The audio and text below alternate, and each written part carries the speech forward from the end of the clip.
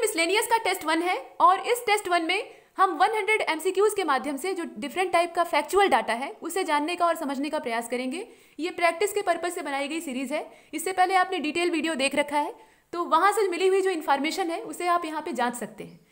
चलिए शुरू करते हैं। और ये श्रृंखला जो है ये बाइलिंगुअल है, दोनों ही भाषाओं में इसमें लिखा हुआ पीडीएफ आपको दिखाई देगा और एक्सप्लेनेशन भी बाइलिंगुअल होगी। अगर पेड कोर्सेज ज्वाइन करने की इच्छा है तो ये पोस्टर आपकी मदद करेगा। यहाँ नंबर आपको दिख रहा है, इस पर संपर्क कर लीजिएगा। और फ्री वाला जो टेलीग्राम का ग्रुप है @study for civil services, उसको जरूर ज्वाइन कर लीजिए, क्योंकि वहाँ इंपॉर्टेंट स्टडी मटेरियल आपके साथ शेयर किया जाता है जो कि परीक्षाओं में सीधे प्रश्नों का माध्यम बनता है। ये चैनल का लोगो है और ये जो ब्लू कलर की लाइन आप देख रहे हैं ये वेबसाइट है। ठीक है, अब आगे चलते हैं, काम की बात करते हैं। यहाँ पर क्वेश्चन नंबर 1 आपके सामने है। इसमें यह कहा गया है कि 2018-19 का जो समय था उसके दौरान मौजूदा जो कीमत थी उस पर कृषि और संबद्ध क्षेत्र यानी जो एग्रीकल्चर और एलाइड सेक्टर था उन्होंने भारत के जीवीए में कितने % का रोल प्ले किया है, कितना % योगदान दिया है। यहाँ पर 4 विकल्प है, 24% है, 16% है, 27 है और 55 है। साफ साफ आप देख रहे हैं। तो इसका जो करेक्ट आंसर है वो 16% हो जाएगा, 16%। नेक्स्ट क्वेश्चन नंबर 2 को देखिए। Which of the following are aim to improve the productivity and earning of farmers. किसानों की उत्पादकता और आय को सुधारने के लिए इनमें से कौन सी योजना लाभान्वित करेगी, मतलब फायदा देगी। यहाँ नाम दिए हुए हैं 6 योजनाओं के। पहला जो है वो प्रधानमंत्री कृषि सिंचाई योजना है, यहाँ आप देख लीजिए। इसके बाद प्रधानमंत्री फसल बीमा योजना है, ये सब दिखाई दे रहा है। इसके बाद परंपरागत कृषि विकास योजना है, सॉयल हेल्थ स्कीम है, नीम कोटेड यूरिया है और ई नेशनल एग्रीकल्चर मार्केट है। ये जितनी भी योजनाएं हैं ये किसानों के लाभ के लिए चलाई जाती हैं। अब आपको बताना यह है कि कौन सा इनकी प्रोडक्टिविटी को बढ़ाने के लिए इसमें मददगार सिद्ध होगा। विकल्प आपको दिखाई दे रहे हैं, इसमें से विकल्प आप देख लीजिए। तो कौन सा होगा, इसमें सभी सही होंगे। जितनी भी योजनाएं हैं ये सब किसानों को फायदा ही तो देंगी। तो इसका जो करेक्ट आंसर है वो सी हो जाएगा, यानी 1 2 3 4 5 6 सब कुछ इसमें लाभ देने वाला है। नेक्स्ट क्वेश्चन नंबर 3 को देखिए। यहाँ पर आइडेंटिफाई करनी है हमें कंट्री और नीचे कुछ इन्फॉर्मेशन उसके बारे में दी हुई है। तो कहा गया है कि it is the largest producer, consumer and exporter of spices and spice product. मतलब ये मसाला और मसाला उत्पादों का सबसे बड़ा आयातक भी है, माफ कीजिएगा उत्पादक भी है, उपभोक्ता भी है और निर्यातक भी है। तीनों ही मामलों में ये नंबर 1 है। इसके बाद दुनिया में सब्जियों और फलों का ये सेकेंड लार्जेस्ट प्रोड्यूसर है। आम, केला, सपोटा, अनार, आंवला इस प्रकार के फल और जो ओकरा और पीज हैं, मतलब मटर और भिंडी, ऐसी सब्जियों का ये सबसे बड़ा प्रोड्यूसर है। बैगन, गोभी, फूल गोभी, प्याज, इनके मामले में ये सबसे बड़ा प्रोड्यूसर है। और आलू और टमाटर में इसका 3rd पोजीशन है। ये सब डाटा दिया हुआ है, आपको इसे देखना है और बताना है कि देश कौन सा होगा। और नीचे कुछ देशों के नाम दिए हैं, चीन है, रूस है और ईरान है, या नॉन का भी ऑप्शन है। तो इसका जो करेक्ट आंसर होगा वो नॉन होगा, इसमें से कोई नहीं होगा। मतलब ये जो देश है इसमें से कोई नहीं है, ये भारत है। ये जितनी भी इंफॉर्मेशन है ये हमारे इंडिया के बारे में एकदम करेक्टली मैच होती है। आगे चलते हैं, क्वेश्चन नंबर 4 को देखिए। कुल तिलहन उत्पादन में सबसे बड़ा योगदान जो ऑयल सीड प्रोडक्शन है उसमें सबसे बड़ा जो योगदान है वो किस तिलहन का है, कौन सा ऑयल सीड होगा। यहाँ नाम दिया हुआ है, तिल है, सोयाबीन है, मूंगफली है और रेपसीड और मस्टर्ड वाला है। देखकर बताइएगा, यहाँ पे वेजिटेबल ऑयल के रिस्पेक्ट में नहीं पूछ रहा है, यहाँ पे ओवरऑल पूछ रहा है। तो ओवरऑल वाला और वेजिटेबल ऑयल के रिस्पेक्ट वाला दोनों में डिफरेंस है। अभी क्वेश्चन नंबर 5 जब आप देखिएगा तो उसमें आपको समझ में आएगा। फिलहाल क्वेश्चन नंबर 4 को पहले देखिए, इसमें से कौन सा होगा। तो इसका जो करेक्ट आंसर है वो सोयाबीन होगा, यानी बी वाला। यानी सोयाबीन जो है वो तिलहन के मामले में सबसे बड़ा इसमें योगदान देता है। आगे बढ़ते हैं, क्वेश्चन नंबर 5 को देखिए। यहाँ क्वेश्चन नंबर 5 में कहा गया है कि largest contribution in term of vegetable oil. तो क्वेश्चन जो है यहाँ चेंज हो गया है, to total oil seed production in India by which of the following oil seed. मतलब यहाँ पे कौन सा ऑयल सीड जो है वो इस प्रकार का योगदान देता है। अब नाम वही है, चेंज नहीं किया गया है, ऑप्शन वही है। चुनना है आपको इसमें से, तिल है, सोयाबीन है, मूंगफली है और मस्टर्ड और वाइट जो सरसों होती है, रेपसीड होता है, उसकी बात की जा रही है।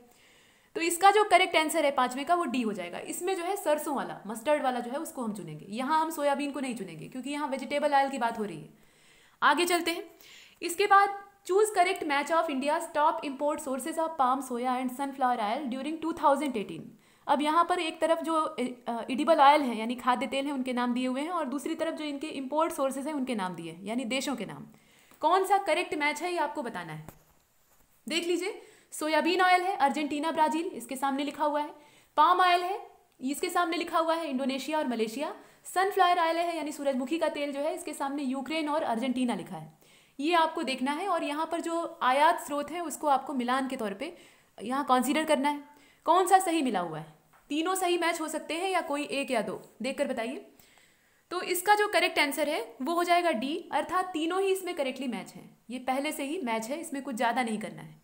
आगे चलते हैं, क्वेश्चन नंबर 7 को देखिए। यहाँ कहा गया कि which country has become the biggest buyer of vegetable oil in the world. पूरे विश्व में ये वनस्पति तेलों का सबसे बड़ा आयातक या खरीदार बन गया है। और ये देश कौन सा है ये आपको बताना है, लेकिन देश का नाम नीचे विकल्पों में मौजूद नहीं है, वहाँ पे कुछ तथ्य दिए हुए हैं। उन तथ्यों के आधार पे पहले आपको देश का नाम पता लगाना पड़ेगा और उसके बाद तब इसमें से मैच कराना होगा। तो जो ए वाला ऑप्शन है उसमें कहा गया कि country with highest coast line, मतलब जिसकी तटरेखा सबसे लंबी है। इसके बाद कहा गया कि country has the most number of neighbours touching its border, मतलब इसके जो नाइबर्स हैं वो सर्वाधिक हैं, पड़ोसियों की संख्या ज़्यादा है। इसके बाद ये कहा गया कि जो उच्चतम प्रति व्यक्ति चाय की खपत वाला देश है वो हो सकता है, या ऐसा देश जो कि हज प्रक्रिया को पूरी तरह से डिजिटलाइज कर चुका है, पहली बार ऐसा करने वाला ये फर्स्ट कंट्री बन गया है। तो आपको बताना ये है कि कौन सा इसमें से होगा। तो देखिए दोस्तों, इसमें 7वें का हो जाएगा डी, यानी वही देश जो कि हज प्रक्रिया को डिजिटल कर चुका है और ऐसा करने वाला ये पहला देश है। वही वनस्पति तेलों का सबसे बड़ा आयातक भी है और ये है भारत। इसका जो करेक्ट आंसर है वो भारत होगा और डी वाला ऑप्शन इसमें करेक्ट होगा। लेकिन ए, बी और सी को भी देख लीजिए। ए वाला जो है विश्व की सबसे लंबी तटरेखा ये कनाडा की है। सबसे ज़्यादा पड़ोसी जो कि सीमाओं को छूते हैं वो चीन के हैं, और चाय की खपत वाला जो इसमें देश है वो तुर्की है। ठीक है, इसका जो करेक्ट आंसर है उसे आपने देखा। अब आगे चलते हैं, क्वेश्चन नंबर 8 को देखिए। यहाँ पर दार्जिलिंग, असम, नीलगिरी और कांगड़ा, इसके अलावा मुन्नार, ये वेराइटीज़ हैं। अब किसकी वेराइटी है, नीचे 4 ऑप्शन दिए हुए हैं, काफ़ी, रबर, राइस या इसमें से कोई नहीं। देख कर बताइए। तो इसमें से कोई नहीं होगा, इसमें से कोई भी सही नहीं है। इसका जो करेक्ट आंसर है वो टी हो जाएगा, ये चाय की किस्में है। नेक्स्ट क्वेश्चन नंबर 9 को देखिए। यहाँ पर बड़ा लंबा चौड़ा स्टेटमेंट है। कहा गया है कि चूज करेक्ट, सही का चुनाव करिए। Agricultural export as a percentage of agricultural GDP have increase from 8.71% in 2015-16, जो वित्तीय वर्ष था 2015-16 था उसमें इतना था, और बढ़ के ये 2017-18 वाला जो वित्तीय सत्र था उसमें 9% हो गया, वृद्धि हुई है। और कहा गया है कि during the same period agricultural import, उसी समय में जो समान समय है उसी में जो एग्रीकल्चरल इंपोर्ट था as a percentage of agricultural GDP has decrease, उसमें कमी आई है। और कितनी कमी आई है, तो ये जो कमी है ये यहाँ दी हुई है 5.68 ये पहले था, और उसके बाद अब ये कम होकर हो गया 5.47%। इसके बाद जो नेक्स्ट इसमें स्टेटमेंट है उसमें कहा गया है कि जो एग्रीकल्चरल एक्सपोर्ट था, कृषि निर्यात, वो 2015-16 वाला जो वित्तीय वर्ष था उसमें 2,15,396 करोड़ रुपए था। 2,15,396 करोड़ रुपए था। लेकिन जो अगला वित्तीय वर्ष है 2017-18 उसमें ये बढ़कर 2,50,273 करोड़ रुपए हो गया है। तो लगभग कितनी वृद्धि हुई है, 16.19% की यहाँ पे ग्रोथ देखी गई।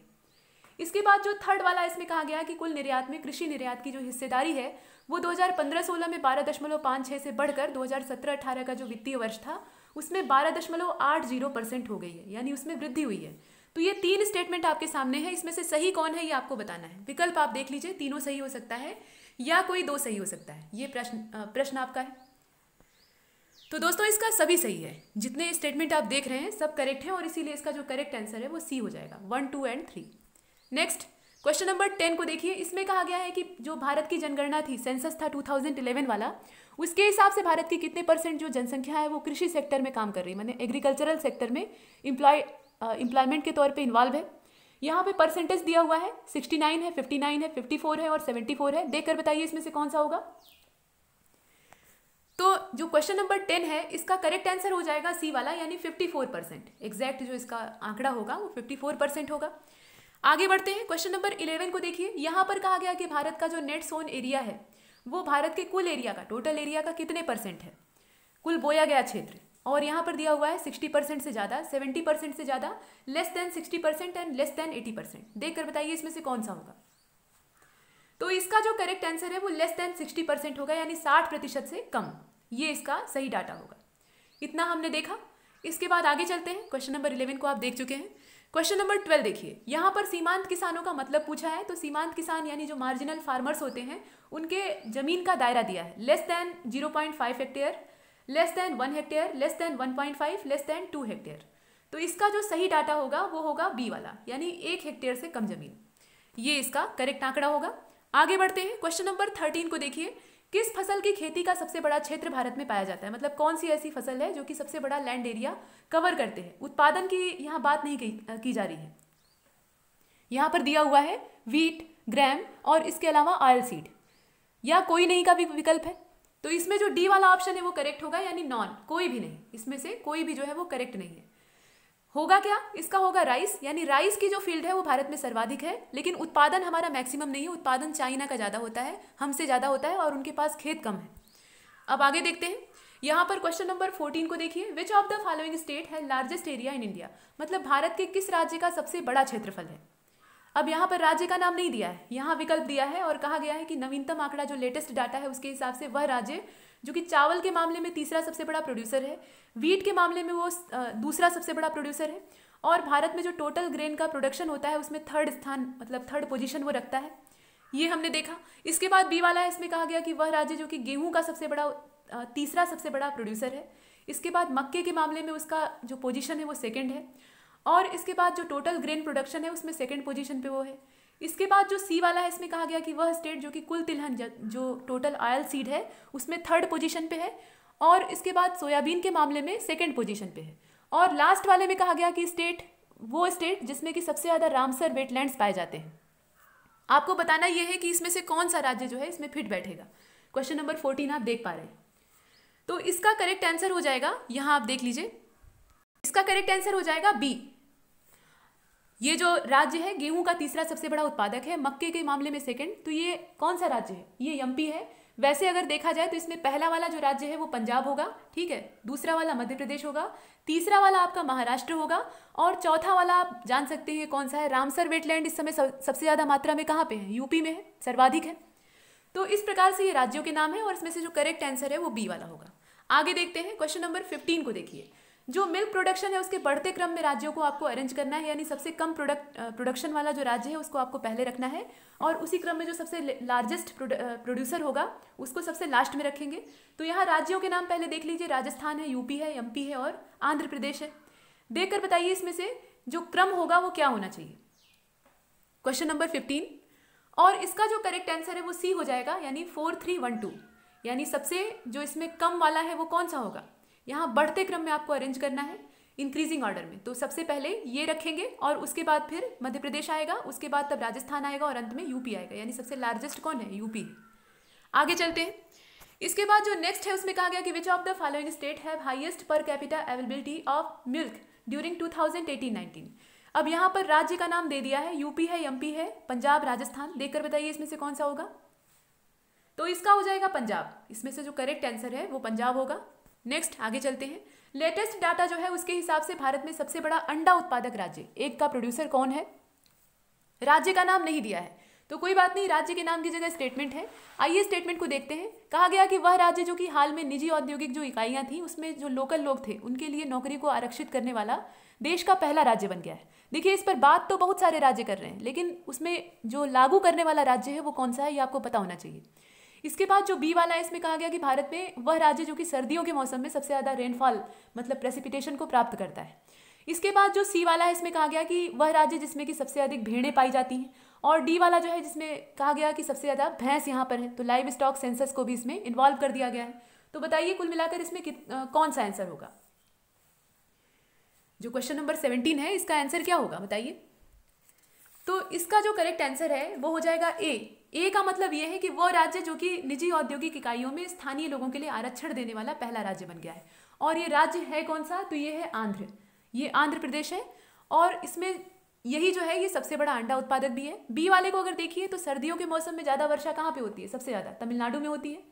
इसके बाद जो इसमें सी वाला है भेड़ों की संख्या सर्वाधिक कहाँ पे है, तो ये तेलंगाना का है, और जहाँ पे सबसे ज़्यादा भैंस हैं तो ये यूपी है, यूपी में सर्वाधिक भैंसें पाई जाती हैं, बफेलोज, ये हमने देखा। अब इसके बाद आगे चलते हैं, क्वेश्चन नंबर 18 को देखिए। यहाँ पर सबसे बड़ा जो मीट प्रोड्यूसर है मतलब मीट प्रोड्यूसिंग स्टेट है उसको आपको चुनना है, लेकिन नाम नहीं दिया है, नाम की जगह स्टेटमेंट है।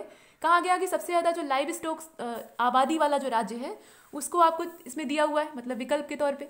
इसके बाद सबसे ज़्यादा जो कैटल की संख्या है, मवेशियों की आबादी वाला राज्य, गधों की सर्वाधिक आबादी वाला राज्य, और जो पिग्स हैं उनकी सबसे ज़्यादा आबादी वाला राज्य। हालांकि सुअरों की संख्या पहले से घटी है, पिछले वाले जो पशुधन गणना थी उससे कम हुई है। तो कुल मिलाकर विकल्प आपके सामने है, क्वेश्चन आपके सामने है, गेस करिए। और इसका जो करेक्ट आंसर है वो ए हो जाएगा। यहाँ पर इसका जो करेक्ट आंसर है वो ए हो जाएगा। और आइए इन राज्यों के नाम देख लेते हैं। तो इसमें जो 18वें नंबर का क्वेश्चन है इसमें ए वाला हो जाएगा आपका उत्तर प्रदेश। सर्वाधिक जो पशुधन की आबादी है वो कहाँ पे है? यूपी में है। और मांस उत्पादक राज्य कौन सा है? वो भी यूपी ही है सबसे बड़े तौर पे। मवेशियों की सबसे ज़्यादा आबादी कहाँ पे है? इस समय जो नया सेंसस आया है उसके हिसाब से पश्चिम बंगाल में है। गधों की सबसे ज़्यादा आबादी राजस्थान में है और सुअरों की सबसे ज़्यादा आबादी जो है वो असम में है। ये इसका क्रम है। और सबसे बड़ा अगर टॉप 5 अगर जो मांस का उत्पादन है उसमें आप देखना चाहें तो सबसे बड़ा जो इसका प्रोड्यूसर है वो यूपी है। उसके बाद महाराष्ट्र है दूसरे नंबर पे। उसके बाद तब वेस्ट बंगाल है, उसके बाद आंध्र प्रदेश है और उसके बाद तेलंगाना है। और ये जो 5 हैं टॉप 5, ये मिलकर अकेले ही, मतलब ये पांचों मिलकर एक साथ 56.9% जो टोटल मीट प्रोडक्शन है वो कर लेते हैं। यानी आधा से अधिक तो यहीं से प्राप्त हो जाता है और बाकी जो है वो शेष अन्य राज्यों से प्राप्त होता है। इतना हमने देखा। क्वेश्चन नंबर 19 को देखिए। यहाँ पर कहा गया कि भारत का सबसे बड़ा जो ऊन उत्पादक राज्य है वो कौन सा है। यहाँ पर दिया हुआ है कि वो राज्य जो कि पाकिस्तान के साथ सीमा साझा करता है, मतलब ये पश्चिम में होगा, इससे अंदाजा आपको लग रहा है। इसके बाद जो बी वाला है इसमें कहा गया कि भारत का मसाला उद्यान उसको कहा जाता है, यानी स्पाइस गार्डन ऑफ इंडिया कहा जाता है। वह राज्य जो कि भारत में मंदिरों का नगर है, टेम्पल सिटी कही जाती है, और भारत की शराब की राजधानी के तौर पर जाना जाने वाला राज्य। अब बताना आपको यह है कि कौन सा इसमें से होगा जो कि सबसे ज्यादा ऊन का उत्पादन करता है। तो देखिए इसका करेक्ट आंसर हो जाएगा ए। वही राज्य है जो कि पाकिस्तान के साथ सीमा साझा करता है और ये और कोई नहीं है, राजस्थान है, आप जानते हैं। और मैक्सिमम ऊन उत्पादक भी यही है। ठीक है। बी वाला जो है इसमें कहा गया है कि भारत का मसालों का बगीचा, तो ये केरल है।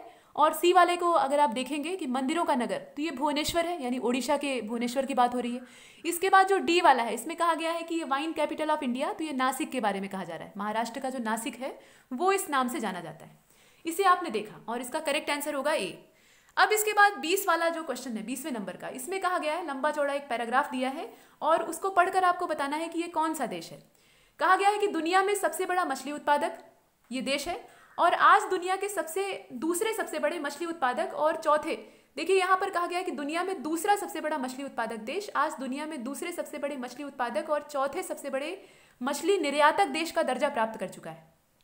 यह देश एग्रो केमिकल्स का चौथा सबसे बड़ा उत्पादक है। दुनिया के पशुधन का लगभग 31% जो आबादी है वो यहाँ पे निवास करती है, मतलब इसके साथ सबसे बड़ी जो पशुधन आबादी है वो पाई जाती है। और सिंचाई के तहत सबसे बड़ी जो भूमि क्षेत्र हैं वो यहाँ पाए जाते हैं। जलीय कृषि के उत्पादन के साथ साथ ये अंतर्देशीय जो कैप्चर मत्स्य पालन है उसमें विश्व में 2nd पोजीशन पे, यहाँ पे स्थान पे अपने कायम है। ये सब बातें किस देश के बारे में हो रही हैं और यहाँ विकल्प दिया हुआ है, भारत, चीन, भूटान और पाकिस्तान। देखकर बताइए इसमें से कौन सी कंट्री होगी। क्वेश्चन नंबर 20 आपको दिखाई दे रहा है। तो 20वां जो क्वेश्चन है इसका करेक्ट आंसर क्या हो जाएगा, देख लीजिए, पैराग्राफ पढ़ लीजिए पहले। तो इसका आंसर हो जाएगा ए, यानी ये भारत के बारे में कहा जा रहा है। ये सारी चीजें जो है ये भारत के संदर्भ में सही बैठती है। तो इसका आंसर क्या होगा, इसका आंसर हो जाएगा ए। आगे चलते हैं। क्वेश्चन नंबर 21 को देखिए। इसमें कहा गया कि निम्नलिखित में से कौन सा राज्य नेपाल के साथ सीमा साझा करता है। नेपाल के साथ सीमा साझा करने वाला इसमें से कौन सा राज्य है, और राज्य का नाम नीचे नहीं दिया है, उसमें यहाँ पे विकल्प की जगह पे स्टेटमेंट है। तो कहा गया है कि वो राज्य जो कि शहद का सबसे बड़ा उत्पादक है, फलों के मामले में 3rd है, सब्जियों के मामले में 2nd है। ये पहला स्टेटमेंट है। इसके बाद जो बी वाला है इसमें कहा गया कि भारत का सबसे बड़ा मसाला उत्पादक राज्य। सी वाला जो है इसमें कहा गया कि भारत का सबसे बड़ा सब्जी उत्पादक राज्य। और डी वाला जो है इसमें कहा गया कि largest fruit producing state of India.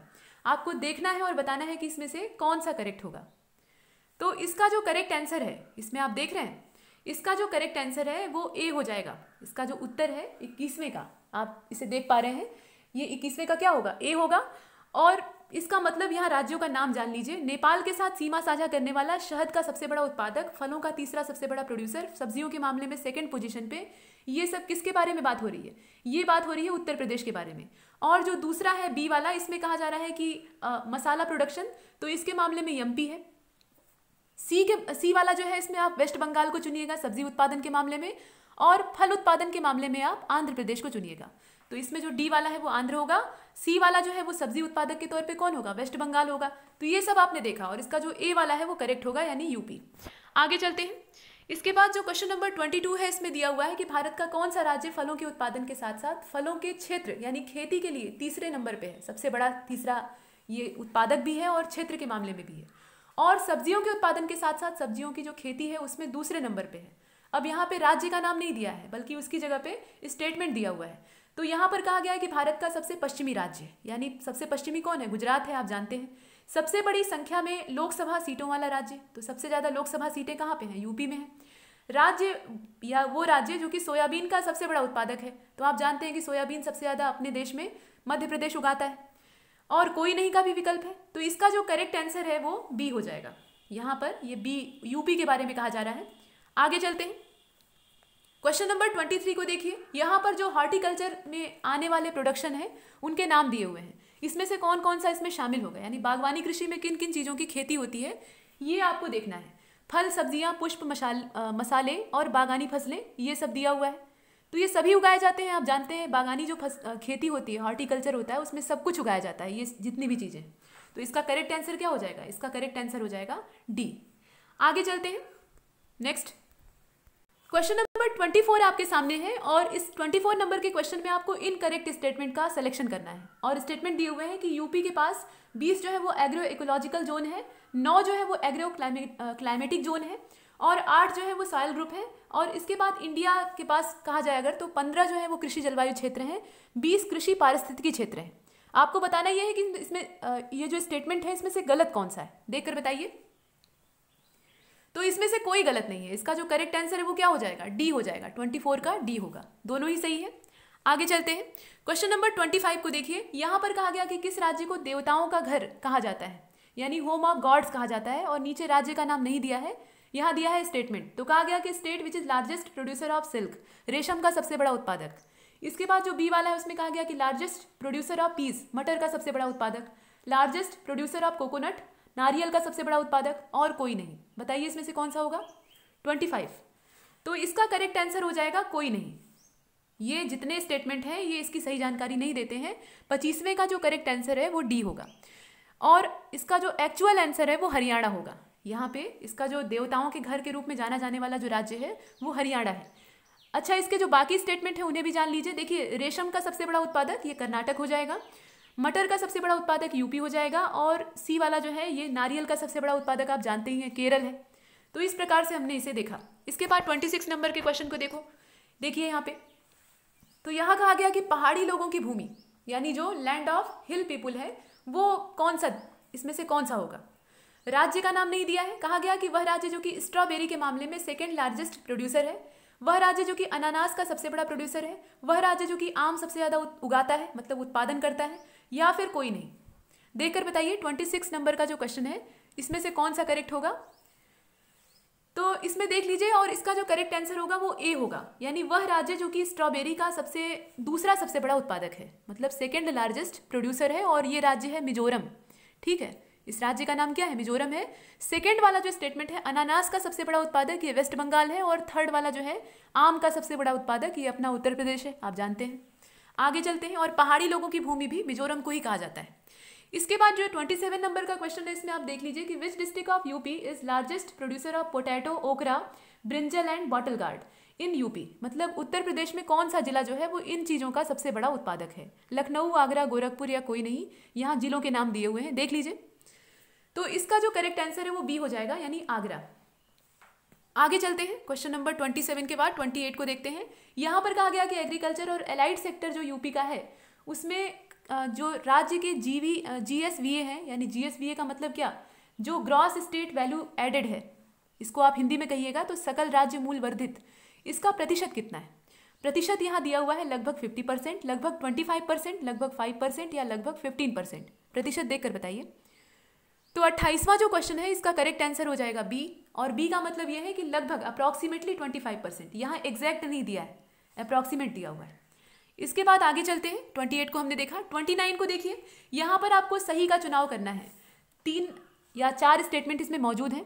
कहा गया है कि भारत के मामले में अगर देखा जाए तो हमारे पास ग्रामीण और शहरी क्षेत्रों में बेरोजगारी है, दोनों ही जो सेक्टर है वहाँ पे जो अनएम्प्लॉयमेंट है उसको हम देखते हैं।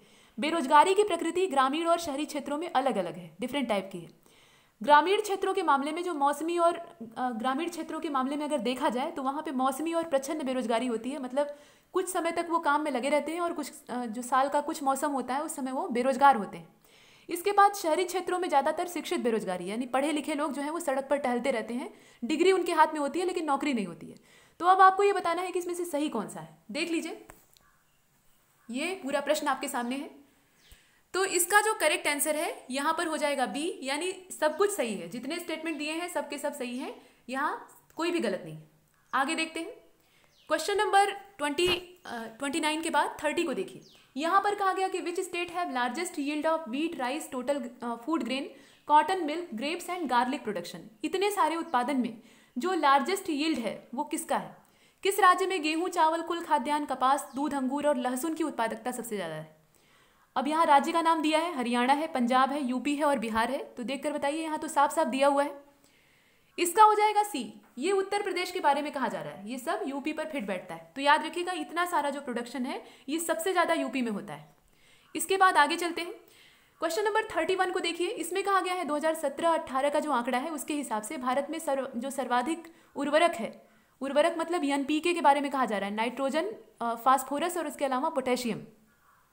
तो इसका उपभोग करने वाला राज्य कौन सा है, सर्वाधिक उपभोग करने वाला राज्य? और यहाँ राज्य का नाम दिया है, पंजाब है, हरियाणा है, यूपी है या नॉन, मतलब कोई नहीं भी हो सकता है। तो 31 का क्या आंसर होगा? इसका करेक्ट आंसर हो जाएगा इसमें से हरियाणा, यानी बी।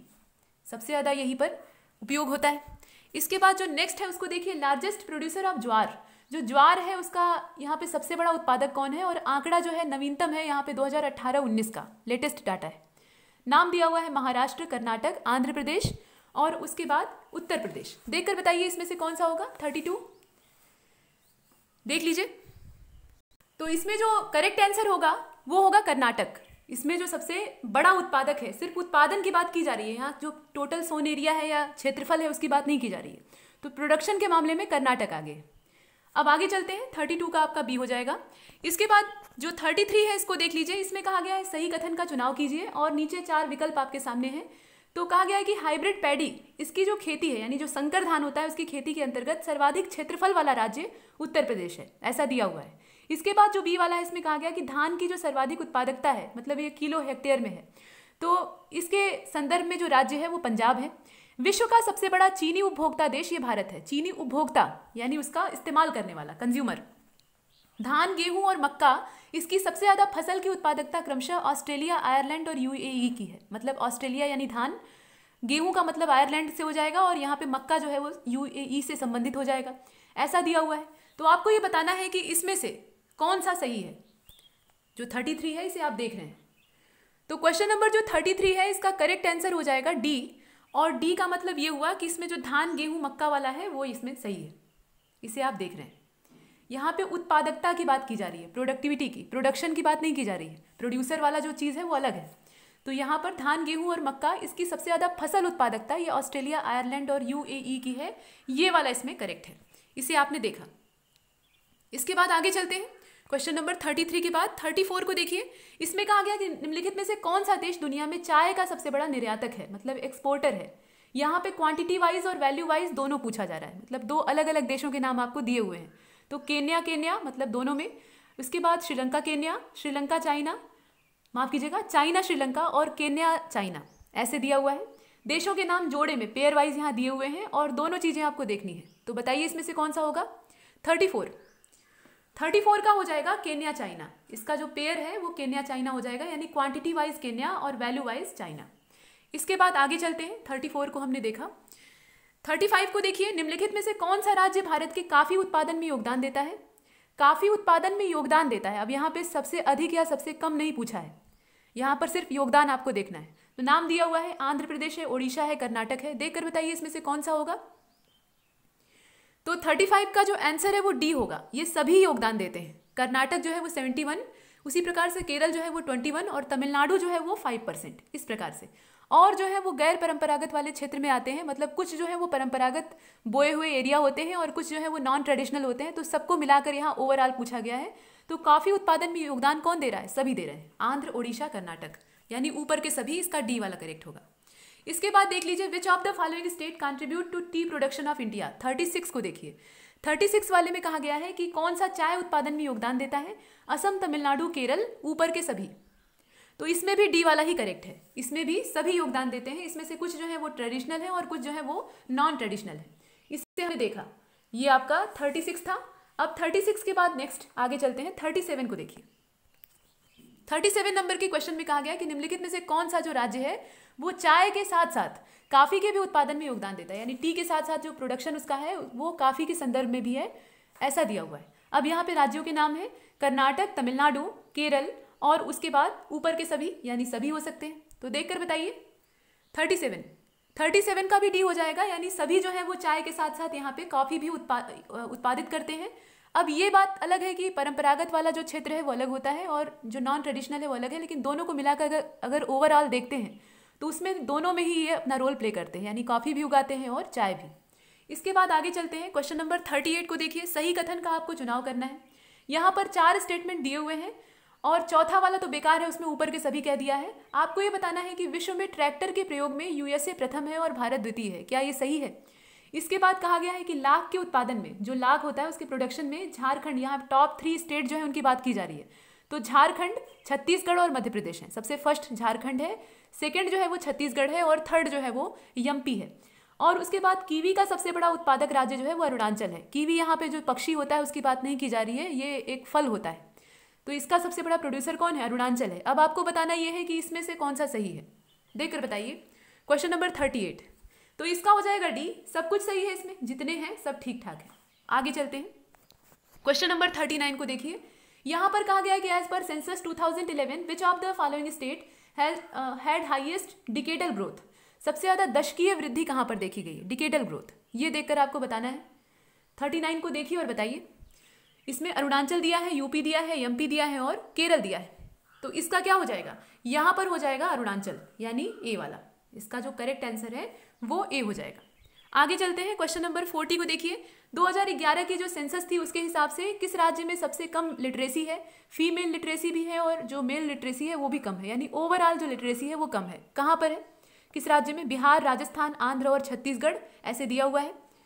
तो क्वेश्चन नंबर 40 का हो जाएगा बिहार। इस मामले में बिहार जो है वो पिछड़ गया है और उसमें इंप्रूवमेंट की आवश्यकता है। अब इसके बाद आगे देखते हैं। क्वेश्चन नंबर 41 को आप देख रहे हैं। 2011 के सेंसस पर ये भी क्वेश्चन बेस है। 10 साल लगभग गुजर चुके हैं। जो अगला सेंसस होगा उसके बाद क्वेश्चन का स्वरूप बदल जाएगा, लेकिन अभी हम लोग पुराने वाले सेंसस पे ही काम करते हैं। तो प्रश्न अब पुराने ढर्रे के नहीं पूछे जाते, सीधे प्रश्न नहीं आते हैं, घुमा के पूछेगा, तो उसके लिए तैयार रहिएगा। फिलहाल यहाँ पे प्रश्न है कि 2011 की जो सेंसस थी उसके हिसाब से किस राज्य में लिटरेसी, फीमेल लिटरेसी और मेल लिटरेसी सबसे ज़्यादा है? सबसे कम पूछ लिया है, अब सबसे ज़्यादा पूछ रहा है। बताइए, राज्यों के नाम आप देख रहे हैं। तो इसका हो जाएगा डी। केरल इसमें सबसे हाईएस्ट है, जगजाहिर बात है। इसके बाद आगे चलते हैं। क्वेश्चन नंबर 42 को देखिए। ये भी सेंसस पे बेस्ड क्वेश्चन है। इसमें कहा जा रहा है कि as per census 2011 which of the following state has highest population density. सबसे ज़्यादा जो जनसंख्या घनत्व है वो किसका है? बिहार, मिजोरम, सिक्किम और केरल। देखकर बताइए। तो क्वेश्चन नंबर 42 का हो जाएगा इसमें से, ये जितने हैं यहाँ पे पूरे ऑल इंडिया नहीं पूछ रहा है, जितने दिए हैं उसमें से पूछ रहा है। तो क्वेश्चन नंबर 42 का हो जाएगा ए, यानी बिहार। इसमें से बिहार होगा। इसके बाद आगे चलते हैं। 42 के बाद 43 को देखिए। यहाँ भी 2011 के सेंसस के हिसाब से पूछा है कि जनसंख्या घनत्व सबसे ज़्यादा कहाँ पे कम है, मतलब सबसे मिनिमम कहाँ पे है। तो बताइए, बिहार, मिजोरम, सिक्किम और केरल। बिहार तो होगा नहीं क्योंकि वहाँ मैक्सिमम था, तो बाकी तीनों पर विचार करिए। और 43 का जो करेक्ट आंसर है वो मिजोरम हो जाएगा। इनमें से जो मिजोरम है वो सबसे पीछे है। इसके बाद आगे चलते हैं। 44 नंबर के क्वेश्चन को देखिए। इसमें कहा गया है कि 2011 का जो सेंसस है इसमें से किस राज्य में अनुसूचित जाति, जो शेड्यूल कास्ट है, उसकी पॉपुलेशन परसेंटेज वाइज सबसे ज़्यादा है, प्रतिशत के हिसाब से। यहाँ नाम दिया है अरुणाचल, नागालैंड, लक्षद्वीप और पंजाब। देखकर बताइए इसमें से कौन सा होगा। तो दोस्तों इसका करेक्ट आंसर हो जाएगा पंजाब। ये जो है ये पंजाब है, सबसे ज़्यादा यहीं पर है परसेंट के हिसाब से। इसके बाद देख लीजिएगा 45, विच of the following religion has highest population. यहाँ पर कहा गया है कि निम्नलिखित में से किस धर्म की सबसे अधिक जनसंख्या है। अब यहाँ पर जो पूछा गया क्वेश्चन है इसमें ये नहीं कहा है कि भारत के संदर्भ में या विश्व के संदर्भ में। तो जब यहाँ पे भारत शब्द का इस्तेमाल नहीं किया है, वैसे अगर इसके जो विकल्प है उसको देखा जाए तो यहाँ पे सबसे ज़्यादा जो डिकेडल ग्रोथ है वो किसकी है? जो इस्लाम है उनकी है, मतलब मुस्लिमों की है। इसके अलावा लिंगानुपात सबसे ज़्यादा किसमें है? तो ईसाइयों में है। त्रिपिटक इस धर्म से संबंधित है, तो ये बौद्ध धर्म की बात हो रही है। और कोई नहीं वाला विकल्प तो अलग ही है। तो यहाँ पर हमें ये बताना है कि किस धर्म की आबादी सबसे ज़्यादा है। स्थान का नाम नहीं दिया है, तो देखकर बताइए इसमें से कौन सा होगा। तो इस प्रश्न को आपने देखा और इसका जो करेक्ट आंसर है वो ए हो जाएगा, यानी सर्वाधिक जो डिकेडल ग्रोथ वाला इसमें रिलीजन है यानी इस्लाम, वही इसमें सबसे ज़्यादा जनसंख्या वाला भी धर्म होगा। मतलब इसमें धर्म की जनसंख्या की बात सिर्फ की जा रही है और ये भारत के संदर्भ में होगा। ठीक है, यहाँ पे भारत न भी लिखा हो तो आपको सेंसस उसी का देखना है। जब तक विश्व न कहे तब तक आपको भारत का ही रिस्पेक्ट देखना है। अगर विश्व की बात करता है तब अलग हो जाएगा। इतना हमने देखा और इसका करेक्ट आंसर हो जाएगा ए। इसके बाद आगे बढ़ते हैं 46। तो 2011 का जो सेंसस है उसके हिसाब से निम्नलिखित में से किस राज्य में सबसे अधिक जो रूरल पॉपुलेशन है वो पाई जाती है, यानी ग्रामीण आबादी। अब यहाँ दिया है अरुणाचल, बिहार, पश्चिम बंगाल और महाराष्ट्र। बताइए इसमें से कौन सा होगा? 46। तो इसमें से दोस्तों हो जाएगा बिहार, यानी इसका जो करेक्ट आंसर है वो बिहार होगा। इसमें से जो राज्य हैं सबसे ज़्यादा ग्रामीण आबादी यहीं पाई जाती है। इसके बाद 47 को देखिए। 2011 की जनगणना के हिसाब से निम्नलिखित में से किस राज्य में सबसे अधिक शहरी आबादी है? ग्रामीण को हमने देखा, आप शहरी को देखिए। तो सिक्किम, तमिलनाडु, पश्चिम बंगाल और अरुणाचल, ये आप देख रहे हैं। तो 47 का हो जाएगा बी। इसमें से जो करेक्ट आंसर है वो बी होगा, यानी तमिलनाडु। इसे आपने देखा। इसके बाद आगे चलते हैं। क्वेश्चन नंबर 48 को देखिए। 2011 की जनगणना के हिसाब से निम्नलिखित में से किस राज्य में सबसे अधिक शहरी जनसंख्या परसेंटेज के हिसाब से, प्रतिशतवार पूछ रहा है। यहाँ पे परसेंट को ध्यान दीजिएगा। मिजोरम, तमिलनाडु, पश्चिम बंगाल और अरुणाचल, इसमें से बताइए कौन सा होगा? तो परसेंट के हिसाब से मिजोरम में है। यहाँ पे जो प्रतिशतवार है वो सर्वाधिक मिजोरम में है। इसके बाद देख लीजिए, as per census 2011 which of the following union territory, यहाँ यूटी की बात हो रही है, has highest urban population percent wise. मतलब जो केंद्र शासित प्रदेश है उसमें जो अर्बन पॉपुलेशन है उसे प्रतिशतवार यहाँ देखना है और सर्वाधिक कहाँ पे है ये आपको बताना है। यहाँ दिया हुआ है दिल्ली, चंडीगढ़, लक्षद्वीप और पुडुचेरी। तो देखकर बताइए इसमें से कौन सा होगा? तो इनमें से स्वाभाविक है दिल्ली ही होगा। यहाँ पर पॉपुलेशन की बात की जा रही है, वो भी शहरी आबादी की। इसके बाद आगे चलते हैं। क्वेश्चन नंबर 50 को देखिए। इसके बाद क्वेश्चन नंबर 50 में कहा गया है कि as per census 2011 which of the following union territory has highest decadal growth rate in urban population. ज़्यादा कहाँ पर है तो हमने देख लिया, लेकिन डिकेडल ग्रोथ कहाँ पर ज़्यादा है ये बताना है। तो दिल्ली है, चंडीगढ़ है, दमन दीव है और पुडुचेरी है। आपको बताना यह है कि इसमें से कौन सा होगा। तो दमन दीव वाला जो सेक्टर है वो इसमें इन्वॉल्व होगा, ये हमने देखा। अभी जो दमन दीव और दादरा नगर हवेली है उसको यहाँ पे एक साथ किया गया है, तो वो परिवर्तन नया है और ये 2011 का सेंसस है, तो ये 10 साल पुराना है। यहाँ पर दमन दीव वाला जो ऑप्शन है उसको हम लोग चुनेंगे। क्वेश्चन नंबर 51 आपके सामने है और 51 में ये कहा गया है कि बढ़ते क्रम में, यानी जो इंक्रीजिंग आर्डर है उसमें आपको अरेंज करना है, यानी सबसे कम वाले को सबसे पहले रखना है और सबसे ज़्यादा वाले को सबसे बाद में रखना है। पूछ क्या रहा है? यहाँ दिया हुआ है sex ratio of India, urban sex ratio और रूरल सेक्स रेशियो, भारत के रिस्पेक्ट में। तीनों ही आपको रेशियो पता रहेंगे, तो सबसे कम वाला रेशियो पहले रखिएगा और सबसे ज़्यादा वाला बाद में रखिएगा। ऑर्डर दिया हुआ है, नीचे आप ऑर्डर देख सकते हैं। तो इसमें आप देख लीजिए भारत का जो लिंगानुपात है सेक्स रेशियो वो 943 है, 943 है। जो भारत का शहरी लिंगानुपात है वो कितना है? यहाँ पर जो भारत का लिंगानुपात है वो कितना है? 943 है। वैसे ही 949 है, ये किसका है? शहरी लिंगानुपात है। और ग्रामीण लिंगानुपात जो है यानी सेक्स रेशियो है वो 29 है, यानी 929 है। 943, 949 और 929। तो इसको आपको अरेंज करना है। अब इसमें सबसे पहले कौन सा होगा? तो इसका जो करेक्ट आंसर है क्वेश्चन नंबर 51 का वो हो जाएगा इसमें से बी वाला। बी का मतलब ये है कि 213, इस आधार पे इसे अरेंज करेंगे। अब आगे चलते हैं। इसके बाद क्वेश्चन नंबर 52 को देखिए। उत्तर प्रदेश की जो जनगणना है 2011 उसके हिसाब से अगर देखा जाए तो निम्नलिखित में से किस जिले में सबसे अधिक जनसंख्या, महिला जनसंख्या और पुरुष जनसंख्या, यानी ओवरऑल जो पॉपुलेशन है वो कहाँ पर ज़्यादा है? गाजियाबाद, प्रयागराज, महोबा और नॉन, इसमें से कौन सा होगा बताइए। तो क्वेश्चन नंबर जो 52 है इसका बी हो जाएगा, यानी प्रयागराज। ये तो साफ साफ उत्तर है, इसका प्रयागराज होगा। इसके बाद नेक्स्ट क्वेश्चन नंबर 53 को देखिए। यहाँ भी यूपी के सेंसस से ही क्वेश्चन है। सबसे अधिक जो डिकेडल ग्रोथ है वो कहाँ की है ये आपको बताना है। गाजियाबाद, प्रयागराज, महोबा और लखनऊ विकल्प दिया हुआ है। तो 53 का जो करेक्ट आंसर है वो यहाँ पे डिकेडल ग्रोथ पूछ रहा है तो गाजियाबाद का होगा। 53 का ए हो जाएगा, इसे आपने देखा। इसके बाद आगे चलते हैं। क्वेश्चन नंबर 54 को देखिए। निम्नलिखित में से किस जिले में जनसंख्या घनत्व सबसे कम है? यहाँ पॉपुलेशन डेंसिटी सबसे लोवेस्ट कहाँ की है ये आपको बताना है। तो गाजियाबाद, प्रयागराज, महोबा या इसमें से कोई नहीं, बताइए। तो 54 नंबर का जो क्वेश्चन है उसका करेक्ट आंसर हो जाएगा डी, यानी इसमें से कोई नहीं। जनसंख्या घनत्व अगर पूरे ओवरऑल यूपी में देखा जाए तो इनमें से किसी का भी सबसे कम नहीं। इसके बाद आगे चलते हैं। 55 नंबर के क्वेश्चन को देखिए। उत्तर प्रदेश की जो जनगणना है 2011 की उसके हिसाब से निम्नलिखित में से किस जिले में साक्षरता, महिला साक्षरता और जो मेल लिटरेसी है यानी पुरुष साक्षरता है वो सबसे कम है? सबसे कम आपको बताना है। तो 55 का आंसर दीजिएगा। गाजियाबाद, प्रयागराज, महोबा या कोई नहीं, इसमें से कौन सा होगा? तो इसका हो जाएगा डी, यानी जो विकल्प दिए हैं उसमें से कोई भी सही नहीं है। अब यहाँ पर जो सर्वाधिक यहाँ पे 5 डिस्ट्रिक्ट दिए हुए हैं जो कि हाईएस्ट लिटरेसी रखते हैं, इन्हें देख लीजिए। उसके बाद जो लोवेस्ट है उनको देखिएगा। यहाँ टेबल बनी हुई है, तो गौतम बुद्ध नगर इसकी सबसे हाईएस्ट है, टॉप 5 को हम देख रहे हैं, 80.12% है। इसके बाद कानपुर नगर की जो है वो 79.71% है, सेकंड पोजीशन है। औरैया की 78.95 है, इटावा का 78.41 है और गाजियाबाद जो है वो 5th नंबर पे है, 78.1%। ये जो सर्वाधिक साक्षरता है उसकी बात की जा रही है। अब इसके बाद न्यूनतम देख लीजिए, तो न्यूनतम इसमें से कहाँ पे है, श्रावस्ती में है, 46.74%। ये यूपी का सेंसस है, ठीक है। इसके बाद बहराइच में है 49.4। तो जो सबसे हाईएस्ट और लोवेस्ट है उनको याद रखिएगा, पूरा रटने की आवश्यकता नहीं है। इसके बाद बलरामपुर, तो बलरामपुर का जो है ये 49.51 है। बदायूं जो है वो 51.3% है। रामपुर का जो लिटरेसी रेट है वो यहाँ पे 53.34 है। तो ये सब कम वाले हैं और इसमें सबसे लोवेस्ट जो है वो श्रावस्ती है। अब यहाँ पे जो ओवरऑल पॉपुलेशन थी उसकी लिटरेसी हमने देखी है, लेकिन जो सर्वाधिक पुरुष साक्षरता वाले जिले हैं उनको देख लीजिए, और उसके बाद महिलाओं के रिस्पेक्ट में हम लोग देखेंगे।